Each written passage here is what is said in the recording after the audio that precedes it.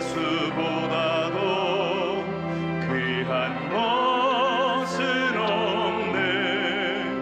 이 세상 부귀와 바꿀 수 없네. 영죽을 내 대신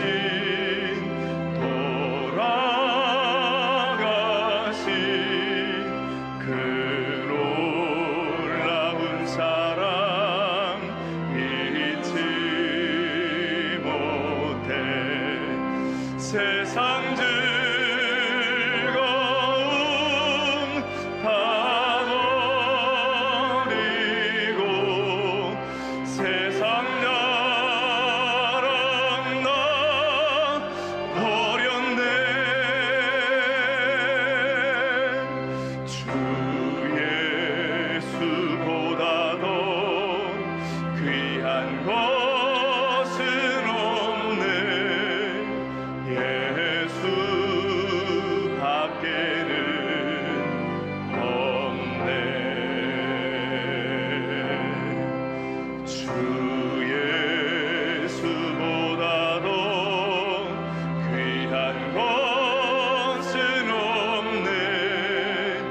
이 세상 명예와 바꿀 수 없네. 이전에 즐기던 세상 일도 주 사랑하는 마음 빼지 못해. 세상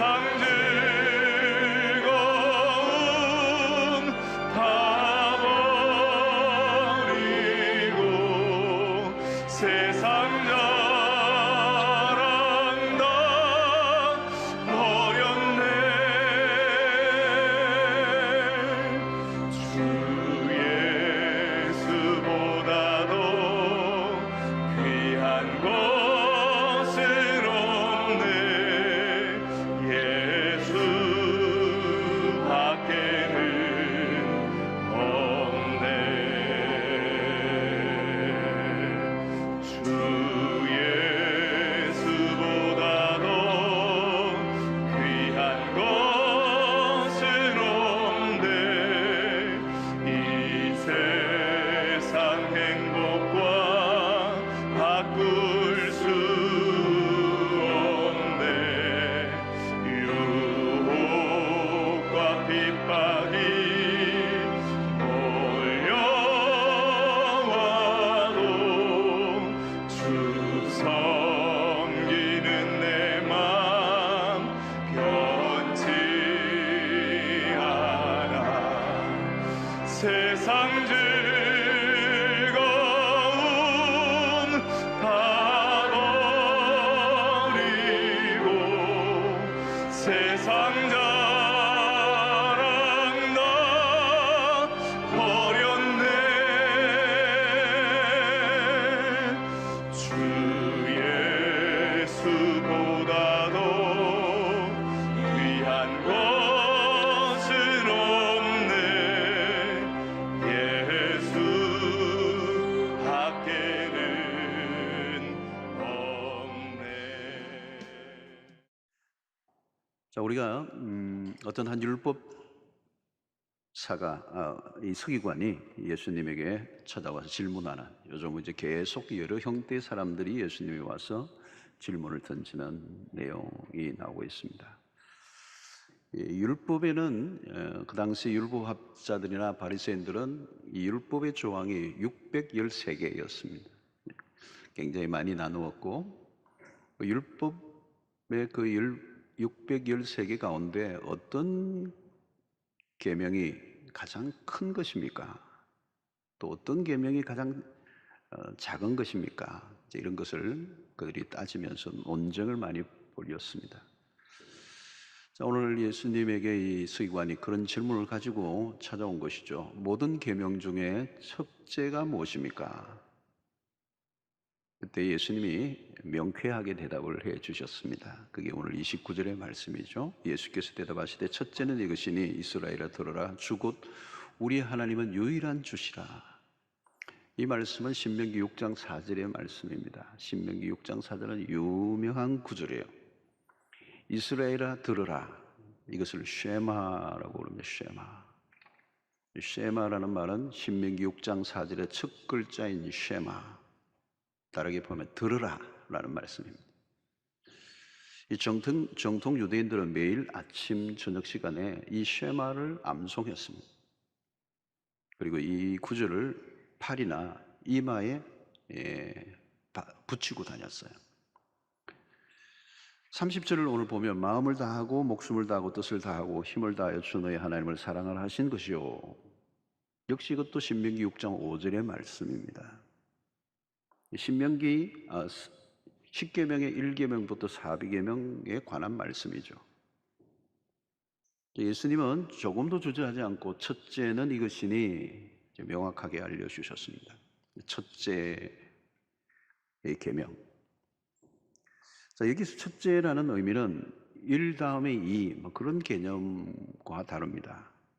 이 첫째라는 말은 이 첫째 계명을 놓치면 그 뒤에 따라오는 모든 것은 다 의미를 잃어버리는 것입니다. 그 첫째의 무게가 어마어마하게 큰 것입니다. 그래서 이 첫 계명에 대해서 우리는 어떻게 지켜야 되느냐? 마음을 다하고 목숨을 다하고 뜻을 다하고 힘을 다하여 주 너의 하나님을 사랑하라. 여러분 계속 이 구절 안에 뭐가 붙죠? 다, 그죠? 다. 이게 홀레스, 이 그릭어로 홀레스, 다. 전 인격, 전 존재를 다 쏟아붓는 행위. 하나님을 첫째로 사랑하는데 목숨을, 뜻을, 힘을 다하여 다라는 표현이 써 있는 것. 자, 우리의 삶의 전 영역에 이 하나님을 첫 자리에 모시고 그분을 사랑하는 것. 아마 이것이 우리의 신앙의 처음이요 알파와 오메가가 되어야 된다는 거예요. 아마 우리의 신앙 가운데서도 하나님을 첫 자리에 딱 모시고 살아가는 사람과 그 다음 또 하나의 선택으로 살아가는 사람은 확연히 달라지는 겁니다. 아마 신앙의 큰 갈림길일 거예요. 하나님을 사랑하는 것을 첫 자리에 두고 살아가는 사람, 하나님을 섬기기는 하는데 첫 자리가 아닌 사람. 근데 이게 하늘과 땅 차이라는 거. 창세기 4장에 보면 아벨의 제사가 나옵니다. 아벨의 제사는 가인과 다르죠. 아벨의 제사를 하나님이 받으신 것은 아벨의 제사는 양의 첫 새끼를 하나님께 드렸어요. 이건 제물의 문제가 아니고 태도의 문제죠. 출애굽기에서도 이스라엘 백성들은 처음 거둔 열매, 처음 거두어드릴 때 그 열매를 하나님께 드려요. 역시 처음 짐승의 첫 새끼를 낳으면 그 하나님께 드리는 거예요. 아브라함의 이삭을 모리아의 제단에 올려놓을 때 유일하게 하나밖에 없는 독생자를 자기의 사랑하는 백세에 낳은 그 아들을 모리아에 올려놓는 이 하나님을 첫 번째로 모시는 행위. 여러분 오늘 우리가 예배를 드릴 때도 우리 크리스찬의 이 시간의 개념은 주일이 첫날이에요. 한 주간의 첫날. 우리는 일을 하고 난 다음에 일주일 일을 하고 주일날 예배를 드리는 게 아니고 주일 예배를 먼저 드리고 하나님 앞 일상의 월요일에 시작이 되는 거죠. 이게 예배가 먼저라는 거죠. 언제든지 예배가 먼저다.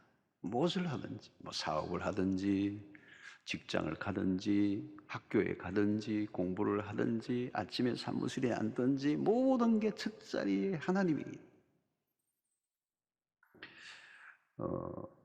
11조도 마찬가지죠. 먼저 하나님께 드리고 그 다음에 다른 지출을 결정하는 거예요. 이것은 사랑의 행위 이전에 내적인 동기라는 것이죠. 외적인 행위 이전에 내적인 동기. 자, 어떤 분은 하나님을 사랑하라, 마음과 뜻과 목숨을 다하여 사랑하라고 그러니까 부담스러워하는 분들이 있을 거예요. 그러나 여러분, 그리스도가 오심으로 더 이상 우리에게 주어진 계명은 무겁지가 않습니다. 마태복음 11장 28절에 보면 수고하고 무거운 짐진 자들아 다 내게로 오라 내가 너희를 쉬게 하리라. 이게 수고하고 무거운 짐이라는 말은 율법의 무거운 짐. 그 당시에 안식일에 대한 계명 하나에도 수없이 많은 세칙을 만들어서 그걸 지키기가 백성들이 너무 힘들었던 거죠.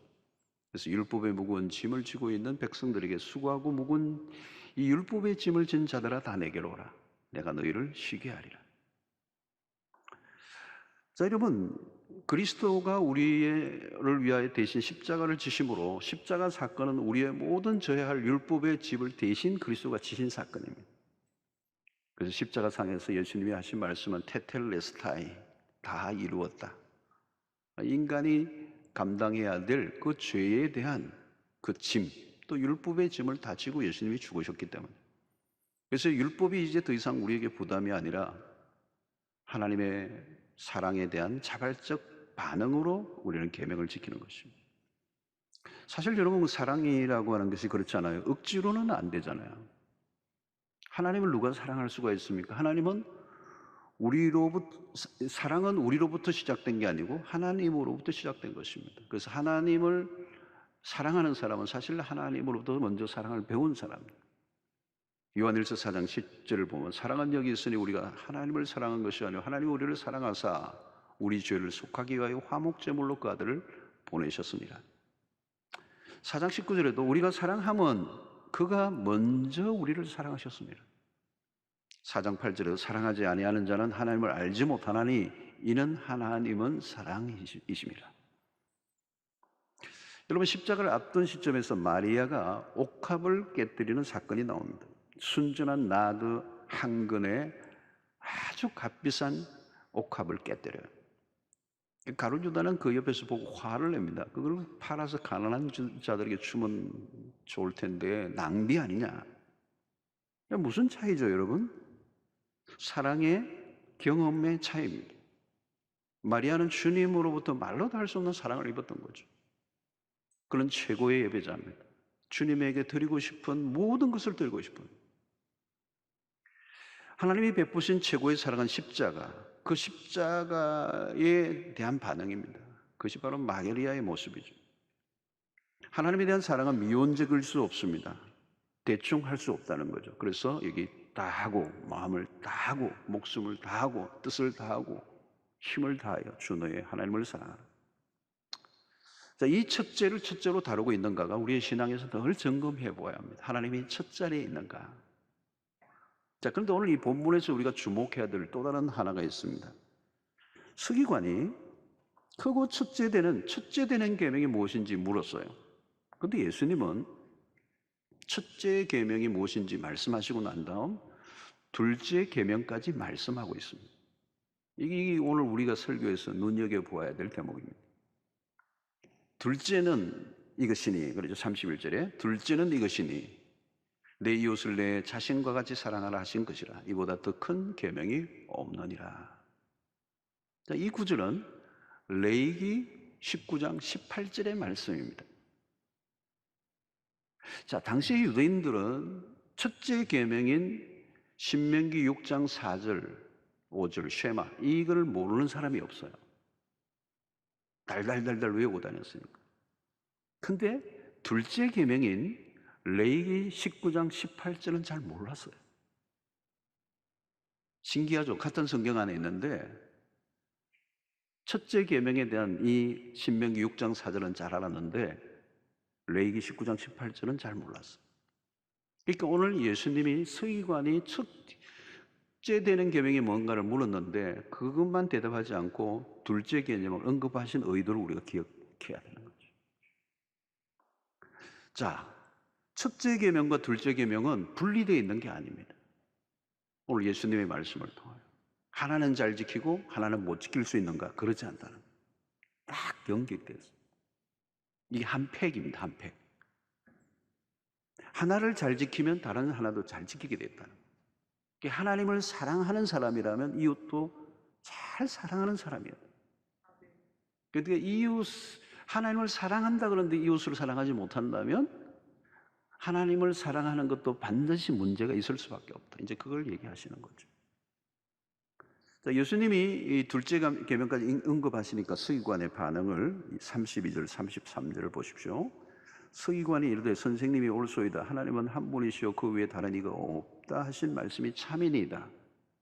또 마음을 다하고 지혜를 다하고 힘을 다하여 하나님을 사랑하는 것과 또 이웃을 자식이 자신과 같이 사랑하는 것이 전체로 드리는 모든 번제물과 기타 제물보다 나으니이다.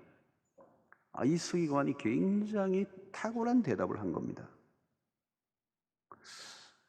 일반적인 서기관들과 대답이 달라서 이 사람은.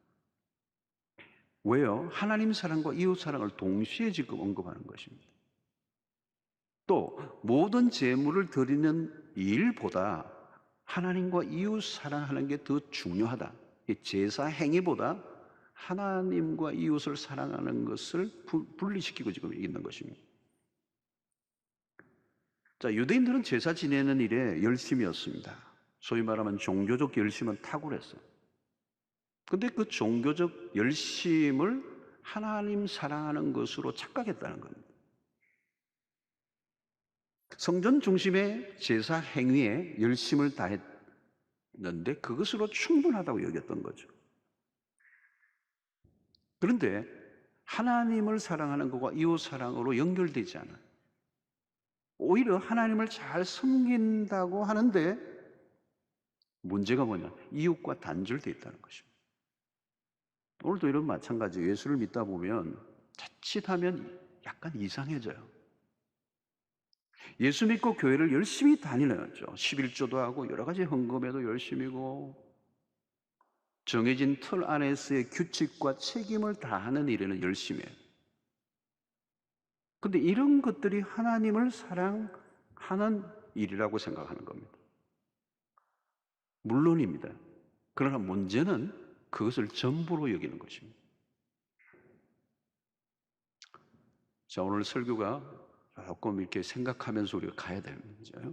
졸음이 오시는 분은 주무시되 길은 열으시고. 자, 오늘날 이 영성에 대한 관심이 많습니다. 영성이라는 단어, 저도 자주 씁니다. 영성이라는 단어가 그렇게 오래전부터 쓰여졌던 단어는 아니에요. 요즘 많이 쓰여지고 있는 단어, 영성이라는. 이 단어에 대해서도 시비를 거는 사람들이 있습니다만, 자, 이 용어가 왜 영성이라는 단어가 자꾸 나오느냐? 영성이라고 다 같은 정성은 아니야. 그런데 이 단어가 나온 것은 지금까지의 종교적인 것들과 구별하기 위해서 나온 용어입니다. 이 종교와 왜 구분을 하냐? 여러분, 종교 생활이라고 할 때 이것은 주로 외적인 활동에 포함되는 겁니다. 오늘도 여러분들이 교회를 이 일이 하나님을 참된 예배로 나아가면은 되는데, 그냥 이 참여한 것을 우리의 신앙의 전부로 여기면 이게 종교가 될 수 있습니다. 외적인 행위, 여기에 내가 스스로 만족하는, 참된 하나님과 살아있는 예배를 드리지 않고 그냥 이 참석하는 것에 의무감을 가지고 그것을 다 했다고 생각하는 건 종교로 갈 위험성이 있는, 그게 생명이 없단 말이에요. 출석한 자체가 생명력을 갖고 있는 건 아니란 말이에요. 그래서 이런 종교적인 것과 구별하기 위해서 영성이라는 단어가 나왔어요. 근데 이 종교 생활을 하다 보면 시야가 자꾸 좁아져요. 편협되기가 쉬워요. 이스라엘 백성들이 성전 중심이었어. 각종 규정에 따라 제사를 드리고 정해진 규칙을 따라 성전을 오고 가면서 기도를 하고, 근데 갈수록 그들의 시야가 좁아져요. 그 안에 갇혀버려요. 우리 역시 교회를 열심히 다니는 것과 세상에서 살아가는 것의 이 균형이 잡혀야 돼요. 교회 중심으로만 살면 이웃과 단절될 위험성이 있어요. 신앙생활 열심을 내는 사람들이 많습니다. 그런데 그 열심을 낼수록 하나님과 점점 멀어질 수도 있다는 거예요. 이 놀라운 사실이죠. 자, 바리새인들을 우리는 대표적으로 볼 수 있어요. 여러분, 그 예수님의 시대에 바리새인들보다 종교적인 열심을 낸 사람은 없어요. 우리는 그거 따라가지도 못해요. 일주일에 2번씩이나 금식을 했습니다. 한 번 해도 되는데 2번씩이나. 근데 문제는 그런 열심으로, 종교적 열심으로 자기 세계에 갇혀버려요. 그러면서 어떤 현상이 일어나느냐? 영적 우월감에 빠져요.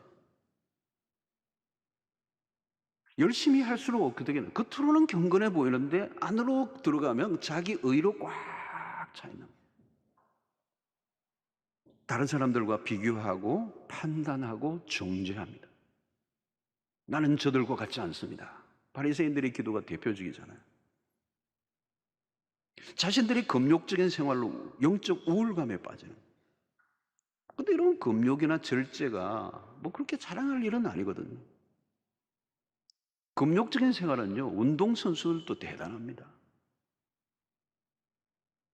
경기 기록을 추구하는 그들은 고도의 음식을 조절해요. 수독사처럼 살아야 돼요. 뭐 밤에 뭐 요즘 좋아하는 게 뭐죠? 치킨과 맥주, 치맥이네, 치맥. 입이 안 익어가지고 안 먹어요, 운동선수들. 그 맛없는 닭가슴살 뭐 이런 거. 더 많은 인기를 유지하고 사람들에게 돋보이고 예를 들어서 연예인들도 엄청난 금욕적 삶을 살아요. 바리새인들은 겉으로는 영적 수행을 하는 것으로 보이지만 내면을 들여다보면 전혀 달라서요. 금욕 자체가 중요한 게 아니라 내적인 동기, 자기의 영광을 추구하는 것이라면 그건 아무 의미가 없다. 겉으로는 영적인 것처럼 보이는데 심각한 영적 타락, 그 예수님이 보신 겁니다. 이건 제 얘기가 아니고. 인간적 열심으로 노력으로 하나님에게 나아가려고 하는 사람들은 노력할수록 자기 의에 사로잡히는 거예요. 그래서 종교적 그 노력은 자아를 강화하는 것입니다.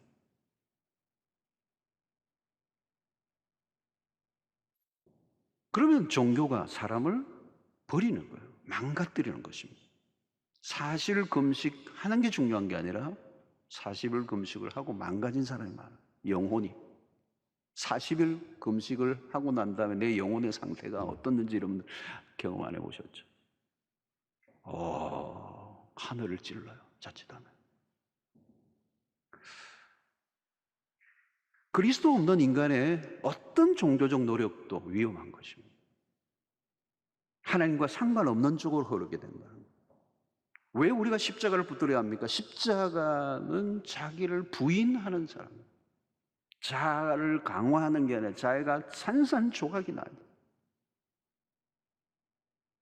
하나님의 자비를 얻으려면 내가 얼마나 심각하게 소망이 없는 자인가를 인정해야 하거든요. 근데 종교 생활은 그게 아니에요. 자기를 더 만족시키고 자기의 의에 빠지고 자기 자랑에 사로잡히고 영적 우울감에 빠지고 하나님의 자리에 자기가 앉아있는 행동.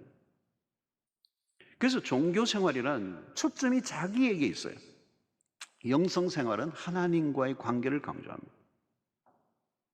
그래서 경직되고 죽어있는 관습적인 종교 생활에서 벗어나 하나님과 살아있는 관계를 맺는 영성을 추구한다는 면에서 영성은 굉장히 좋은 것입니다. 그런데 여기에도 위험성이 있습니다. 주로 영성을 추구하면 개인의 경건, 개인의 영성에만 머물러 있는 거죠. 영성은 주로 뭐예요? 침묵하는 거, 금식하는 거, 묵상하는 거 이런 걸 강조합니다. 다 좋은 거예요. 그러나 신앙이 개인의 경건에만 머물러 있는 거예요. 자기 개인의 신앙, 자기의 마음만 돌보는 거예요.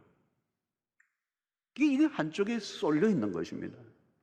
하나님과의 수직적 관계는 되는데 수평적 사람과의 관계가 단절되어 있어요. 이런 사람들을 우리는 또 다른 종교적 소비주의자다 그렇게 얘기를 합니다. 자신의 신앙을 돌보는 수준을 훨씬 넘어 이웃사랑의 실천으로 발전이 되어야 되는데 내 자기만 돌보고 있는 거예요. 그러면 어때요? 신앙생활이 갈수록 좁아지는 겁니다. 편협된 종교인이 될 위험성이 늘 존재하는 것입니다. 오늘도 마찬가지입니다, 여러분. 오래 믿음 받고 누구보다 열심인데 사람이 왠지 완고하고 고루해진 사람들을 만날 때가 있어요.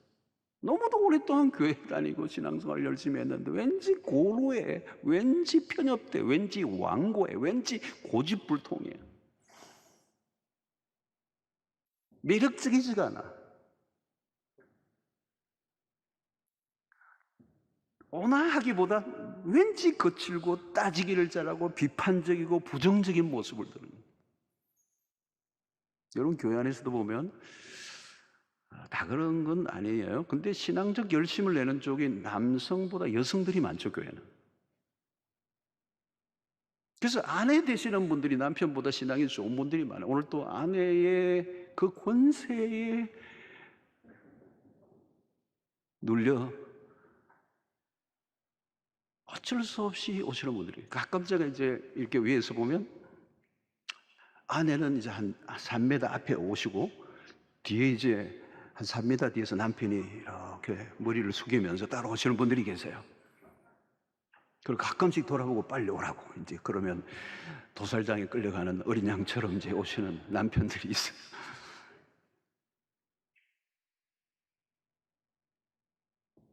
근데 신앙이 열심일수록 그 안에는 남편에 대한 시선이 날카롭고 차가워진다면,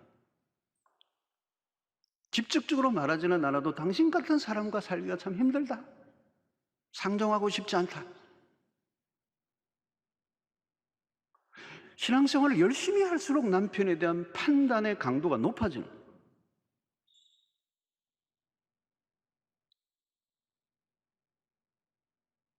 여러분, 하나님에 대한 사랑이 이웃에 대한 사랑으로 연결되고 있는가를 늘 봐야 돼요. 자신의 신앙심이 연약한 자를 품어내는 쪽으로 가고 있는가, 아니면 나와 너는 종자가 달라, 당신은 지옥, 나는 천국, 나는 하나님을 믿고 당신은 마귀 사촌이고.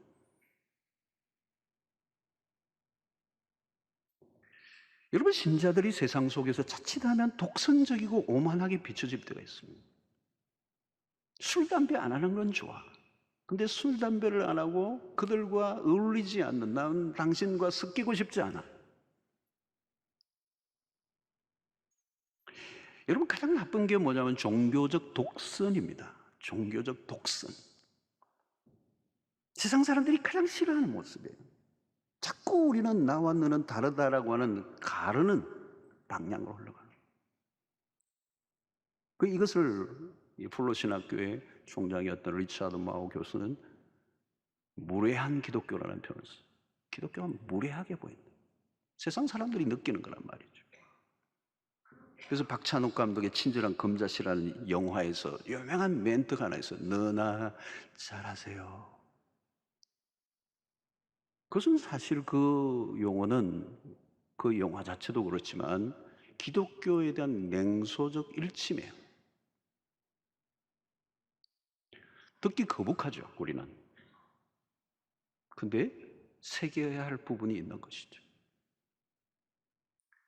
여러분, 우리가 상대의 부족이나 신앙생활을 하면 할수록 상대의 부족이나 약점에 눈이 밝아지는 거죠. 그리고 어떤 우월의식을 느끼는 거. 그건 여러분, 성숙으로 가는 길이 아니에요. 신앙생활을 하면 할수록 나의 연약이 더 많이 느껴지고 나의 부족이 더 느껴지고 갈수록 더 겸손해지고 갈수록 더 부드러워지고 다른 사람에 대해서는 더 많은 관용을 베풀고. 여러분, 아내가 혹은 남편이 자신의 신앙이 좋다는 것을 무엇으로 드러내야 합니까? 이전보다 더 많은 관용과 이해와 용서를 드러내는 것으로. 나보다 남을 낮게 여기라고 그러잖아요. 여러분, 이게 시옷과 지옷의 차이가 큽니다. 나보다 남을 낮게 여기면 안 돼요. 낮게 여겨야 돼요. 그것이 바로 그리스도인의 품격이죠. 여러분, 우리 안에 일어난 변화로 인해 상대보다 내가 더 낫다는 쪽으로 흐르는 것이 아니라 그게 종교예요. 나의 부족함을 더 발견하고 갈수록 더 겸손해져 가는. 나는 늘 정당하고 상대는 마귀의 사촌 정도로만 바라본다면 이미 종교적 독선에 빠져 있다고 보아야 되는 거예요.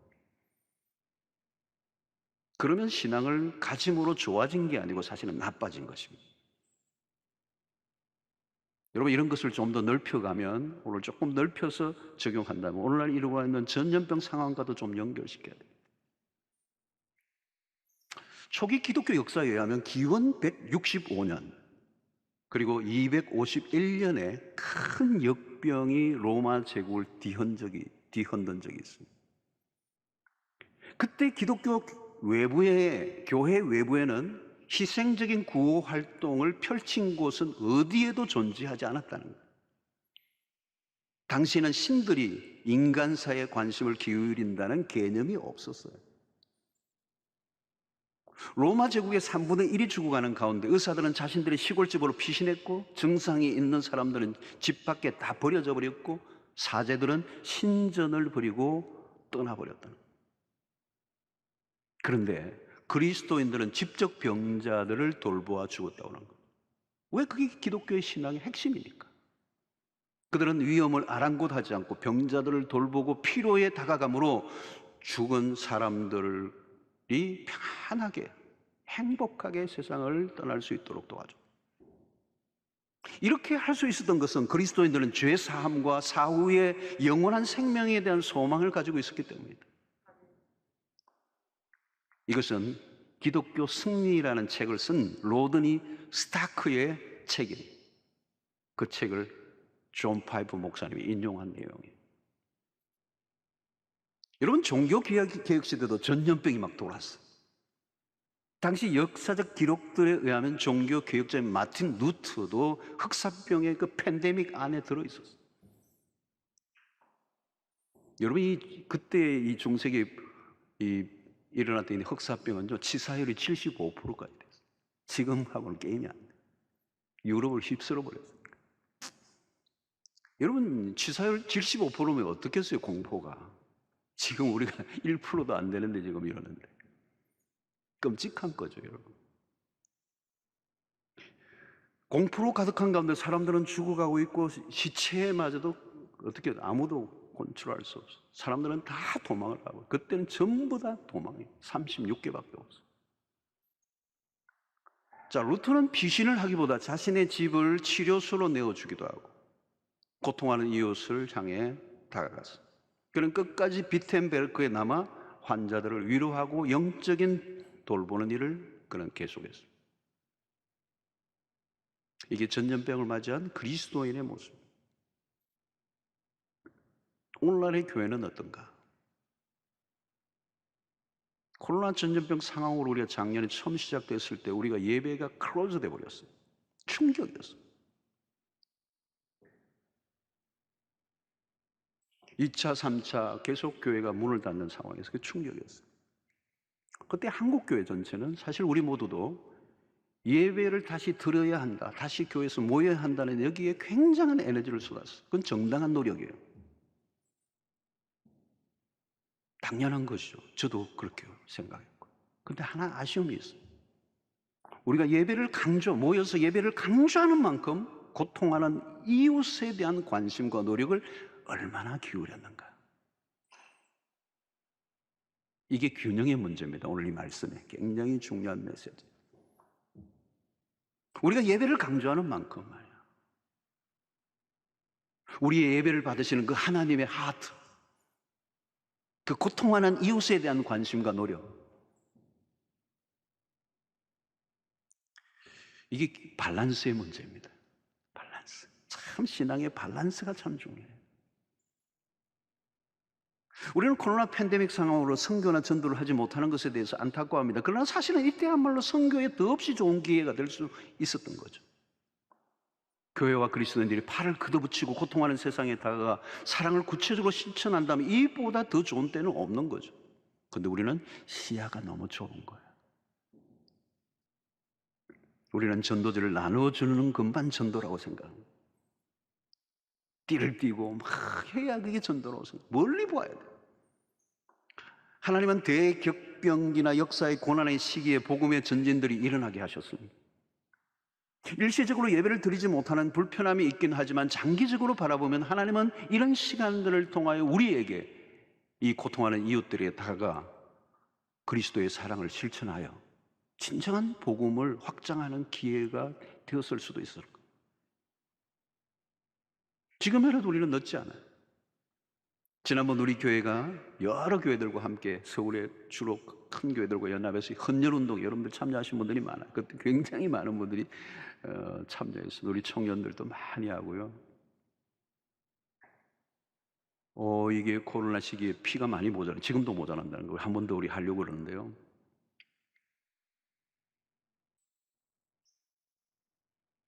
이 일반 뉴스에서 이게 다루었어요. 계속 코로나 이 전염병 상황에 교회에 대한 비난적인 뉴스가 계속 떠돌 때 이 피로 회복하는 이 일이 일반 방송에 막 터져 나오더라고요. 우리가 힘을 합하니까 놀라운 일들이. 그 외에도 우리 교회가 위드유 박스를 계속했습니다. 지금도 계속하고 있습니다. 착한 냉장고 운동을 보이고 코로나 상황에서 경무에 휘달리는 의료진들, 그 당시 대구가 한참 터졌을 때는 경북대학병원에까지 그 의료진들을 위해서 우리가 격려하는 물품들을 그냥 보내요. 부산의 의료진들, 보건소들 계속해서 격려하는 물품을 보내었습니다. 사랑하는 성도 여러분, 신앙생활에는 무엇입니까? 오늘 이 예수님이 하신 이 말씀에 다 압축되어 있습니다. 하나님을 사랑하는 것, 이웃을 내 몸과 같이 사랑하는 것. 근데 이 사랑이 참 어려운 거예요. 다른 건 다 하겠는데 사랑이 참 어려워. 예배는 드리겠는데 사랑이 어려워. 헌금도 하겠는데 사랑이 어려워. 여러분, 우리에게 참 이 죄의 속성 가운데 죄의 그 속성의 가장 뚜렷한 증후가 뭐냐면 이기심입니다. 나라는 것, 나라는 세계를 벗어나지 못하고. 이게 얼마나 뿌리 깊은지 몰라요. 우리 죄성이 극복되지 않은 한 이기심도 극복이 안 돼요. 내 몸을 사랑한다면 내 몸을 사랑하듯 내 이웃을 사랑하라. 내 몸을 사랑하는 게 문제가 되는 게 아니에요. 내 몸만 사랑하는 게 문제가 돼요. 내 몸을 사랑한다면 내 몸처럼 이웃을 사랑해요.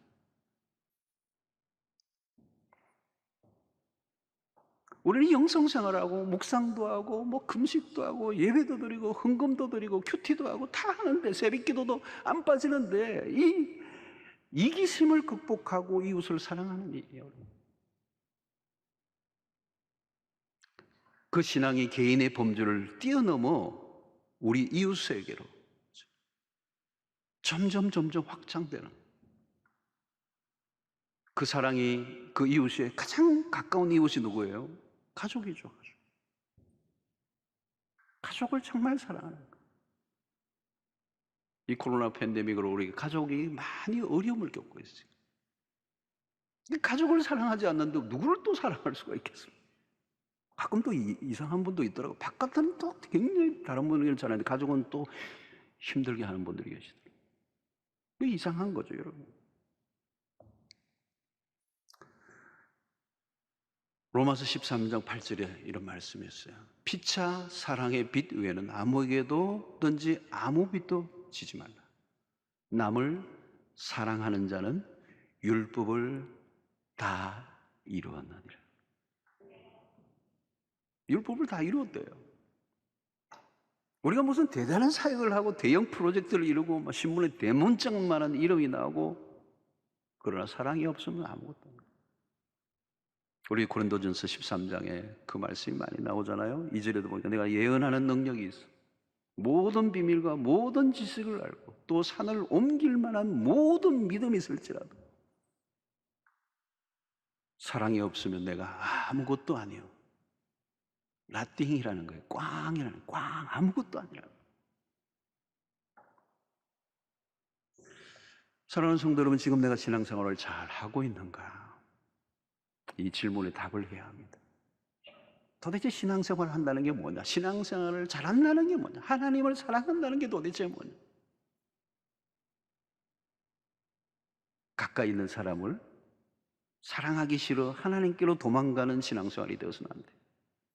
그 하나님을 사랑하는 게 아니에요. 신앙이 깊어진다는 것은 심오한 진리를 더 많이 안다는 게 아닙니다. 갈수록 우리 주님께서 말씀하셨던 이 사랑에 가까이 다가가는 거예요. 좀 더 품이 넓어지고 넉넉해지고 푸근해지고 여유로워지고 이해심이 더 많아지고 관용이 더 많아지고 그렇게 해야 우리가 세상과 이웃과의 접촉점이 점점 넓어져가는 거예요. 그러지 않으면 오만하고 편견에 사로잡혀 있는 독선적인 종교인이 되어 하나님에게서도 다가갈 수도 없고 이웃과도 단절된 전혀 의미 없는 삶을 살아갈 수 있다는 것입니다. 사랑이 율법을 완성하는 것입니다. 자, 오늘 이 34절에 한 구절을 더 마무리하고 오늘 끝을 내야 되는데요. 예수께서 그같이 이렇게 대답하는 걸 보시고 이르시되 내가 하나님의 나라에 멀지 않도다 하시니 그 후에 감히 묻는 자가 없더라. 이 서기관이 대답을 잘하니까 예수님의 칭찬이에요. 하나님의 나라에서 멀지 않도다. 자, 근데 이게 칭찬이면서도 사실은 경고예요. 하나님 나라에서 멀지 않다는 말은 하나님 나라에 들어갔다는 얘기가 아니에요. 가까이 가기는 했지만 도달하지 못한 거예요. 그러니까 이건 칭찬이 아니죠, 사실은. 다른 서기관에 비해서 그는 상당히 가까이 왔어요. 그런데 여전히 하나님의 나라의 아웃사이드에 멀지 않도다. 가까이는 갔지만. 여러분, 우리가 미국에나 어디 외국에 갈 때 공항에 가잖아요. 공항 가까이 간 게 미국은 아니잖아요. 출국장까지 갔어요. 게이트 앞까지 갔어요. 비행기 트랩 앞까지 갔어요. 그건 안 탔어. 가까이 갔죠. 그런데 탄 건 아니에요. 오늘 여러분, 주님이 오늘 우리에게 무슨 말씀을 하실까요? 어린 시절부터 교회를 다니고 교회를 떠나본 적도 없고 예배란 예배에 다 참석하고 봉사생활도 하고 단기선거도 하고 퀴즈 대회하면 1등도 하고 청년의 학생부 회장까지 다 하고 교회 근처에서 날마다 모든 걸 다 했다 할지라도 하나님의 나라에 입성하지 못한다면 중요한 것은 멀지 않도다가 아니라 하나님의 나라에 들어가야 돼요. 오늘 우리가 이 모든 행위도 마찬가지잖아요. 열심히 했다가 아니고 열심히 내가 참여했다는 게 아니에요. 교회에 속한 것이 하나님의 나라에 속한 것은 아니기 때문에.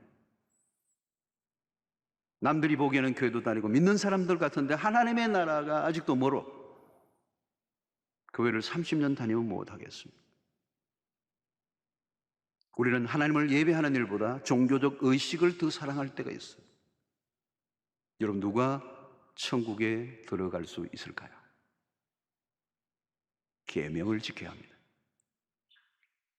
그러나 계명을 온전하게 지킬 수 있는 사람은 이 세상에 아무도 없습니다. 의인은 없나니 한 사람도 없어. 율법을 주신 목적이 뭘까요? 율법을 통하여 우리를 의롭다고 여기는 자기 의에 빠지도록 주신 게 아니라 율법을 지킬수록 인간의 죄가 드러나고 부족이 드러나고 우리가 붙들 것은 내 의가 아니라 하나님이 마련해 주신 십자가를 통하여 주신 그 의밖에 없다는 사실을 깨닫도록 하기에 율법이 주어집니다. 율법을 통하여 나의 연약함을 보게 되고 내가 얼마나 소망이 없는 인간을 깨닫게 되는 것입니다. 오직 은혜로만 구원 얻습니다. 하나님이 제시하신 구원의 길을 받아들이는 믿음 외에는 구원 얻을 길이 없고 하나님의 나라에 들어갈 수 없다는 것입니다. 그러므로 우리에게 필요한 것은 복음인 것입니다. 예수 그리스도의 십자가의 복음, 그 복음이 우리를 구원에 이르게 하는 것입니다. 오늘 여러분, 이 본문은 많은 걸 다루고 있습니다. 오늘 우리의 신앙을 돌아보게 하고 있습니다. 나의 신앙은 지금 어디에 있는가? 그리스도에게 더 가까이 가고 있는가? 우리의 신앙의 진정성을 확인할 수 있게 되기를 바랍니다. 종교적 열심으로 믿음을 대신할 수 없어요. 교회 안에서의 활동만으로 만족하지 마십시오. 기독교에 대한 호의적 태도로만 하나님의 나라에 들어갈 수가 없습니다. 오직 예수 그리스도 그 십자가를 믿을 때만이 구원을 얻습니다. 우리의 방법과 우리의 열심과 우리의 노력이 아니라 하나님의 열심, 하나님의 구원의 방법을 믿음으로 선택하는 자에게만 구원의 이르게 하실 줄로 믿습니다. 복음이 무엇입니까? 그 복음은 하나님의 사랑입니다. 그리고 십자가를 분명히 깨달으면 우리는 하나님의 사랑의 그 용광로 안에 빠져들게 되고 하나님과 사랑의 열병에 걸리게 돼요. 그리고 그분을 예배하게 될 뿐만 아니라 그분의 하트를 이식받아 그분이 사랑하는 세상을 우리도 사랑하고 이웃에게 복음을 전가하는 이 균형 잡힌 신앙생활을 할 수 있는 여러분들 되시기를 주의 이름으로 축원합니다.